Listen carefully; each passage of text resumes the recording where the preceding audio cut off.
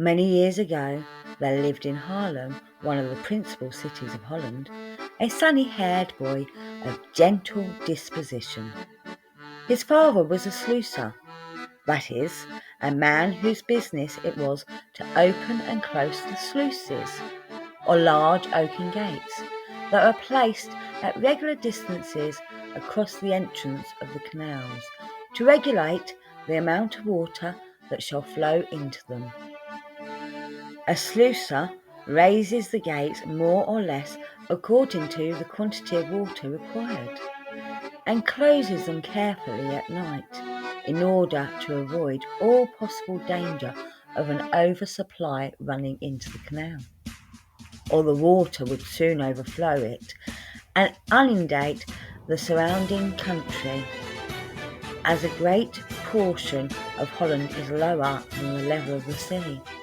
The waters are kept from flooding the land only by means of strong dikes or barriers, and by means of these sluices, which are often strained to the utmost by the pressure of the rising tides.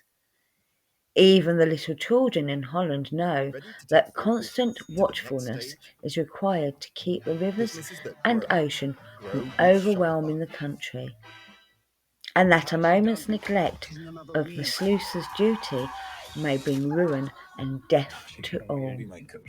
One lovely autumn afternoon, when the boy was about 8 years old, he obtained his parents' consent to carry some cakes to a blind man who lived out in the country, on the other side of the dike. The little fellow started on his errand with a light heart, and having spent an hour with his grateful old friend, he bade him farewell and started on his homeward walk. Trudging stoutly along the canal, he noticed how the autumn rains had swollen the waters. Even while humming his careless childish song, he thought of his father's brave old gates and felt glad of their strength. For, thought he, if they gave way, where would father and mother be? These pretty fields would all be covered with angry waves. Father always calls them the angry waters. I suppose he thinks they are mad at him for keeping them out so long. And with these thoughts just flitting across his brain, the little fellow stooped to pick up pretty flowers that grew along his way. Sometimes he stopped to throw some feathery seed ball in the air and watch as it floated away. Sometimes he listened to the stealthy rustling of a rabbit speeding through the grass. But often he smiled as he recalled the happy light he had seen arise on the wary, listening face of his old blind friend. Suddenly, the boy looked round him in dismay. He had not noticed the sun was setting. Now he saw his long shadow on the grass had vanished. It was growing dark. He was still some distance from home, and in a lonely ravine, where even the blue flowers are turned grey. He quickened his footsteps and, with a beating heart, recalled many a nursery tale of children belated in dreary forests.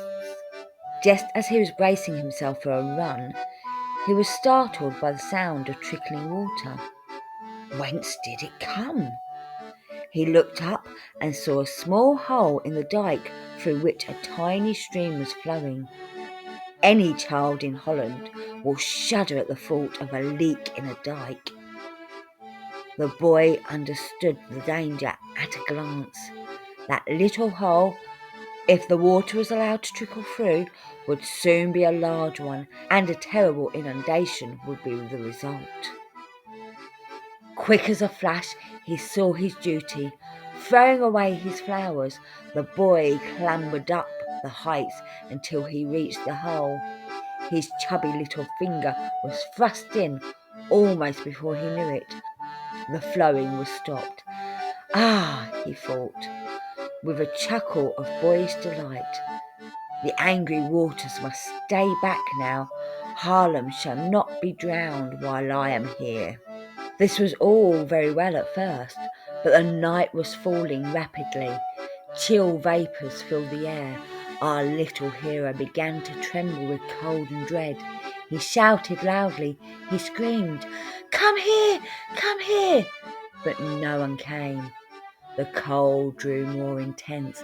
A numbness commencing in the tired little finger crept over his hand and arm, and soon his whole body was filled with pain. He shouted again, "Will no one come? Mother! Mother!"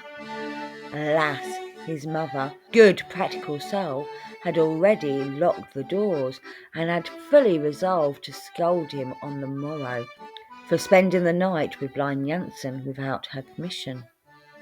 He tried to whistle. Perhaps some straggling boy might heed the signal, but his teeth chattered so it was impossible. Then he called on God for help, and the answer came through a holy resolution: "I will stay here till morning." The midnight moon looked down upon the small solitary form sitting upon a stone halfway up the dike. His head was bent, but he was not asleep, for every now and then one restless hand rubbed feebly the outstretched arm that seemed fastened to the dike, and often the pale, tearful face turned quickly at some real or fancied sound. How can we know the sufferings of that long and fearful watch?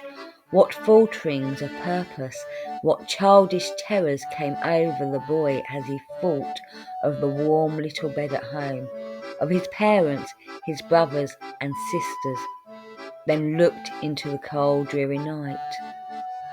If he drew away the tiny finger, the angry waters, grown angrier still, would rush forth and never stop until they had swept over the town. No, he would hold it there till daylight, if he lived. He was not very sure of living. What did this strange buzzing mean? And then the knives that seemed pricking and piercing him from head to foot. He was not certain now he could draw his finger away, even if he wished to.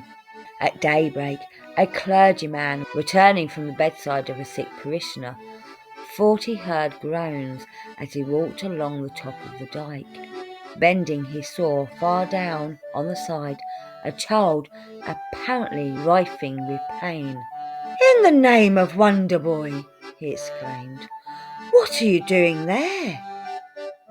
"I'm keeping the water from running out," was the simple answer of the little hero. "Tell them to come quick." The man ran to get help. People came with shovels to fix the dike, and they carried the little hero, home to his parents.